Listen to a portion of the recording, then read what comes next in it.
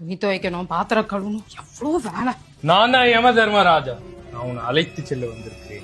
இந்த வீட்டுல எனக்கு சாகிறது கூட நேரம் கிடையாது. போய் துணி துவைச்சிட்டு வரேன். இப்படி சும்மா இருக்கிறதுக்கு கீரை கிளி கொடுத்தீங்கன்னா சாதமும் கூட்டம் வச்சுட்டு கிளம்பிடலாம். சரியா? கால தூக்குப்பா, கூட்டிக்கிட்டு இருக்கல. நான் யமன். நீ யமன்னா பயப்படணுமா?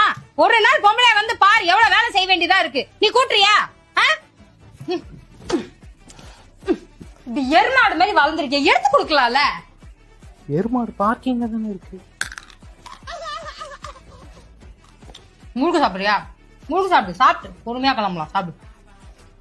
நீ ஏமா போன் அடிக்குதுப்பா, யாருன்னு பாரு. எடுத்துட்டு வா, எடுத்துட்டு வா. சட்டி கல்லையில திங்க கூட போ. சொல்லுங்க. போன் கொஞ்சம் ஒழுங்கா பிடிப்பா. நல்ல மனுஷன் போய் சேர்ந்துட்டாரு. இப்ப கொஞ்சம் நிலைமை சரியில்லை, நான் அப்புறம் பேசுறேன். எல்லாத்தையும் சேஃபா எடுத்து வச்சிட்டேன். நான் செத்த பிறகு உங்க அத்தைங்க எல்லாத்தையும் தூக்கிட்டு போயிடுவாளுங்க என் புருஷனை ஏமாத்தி.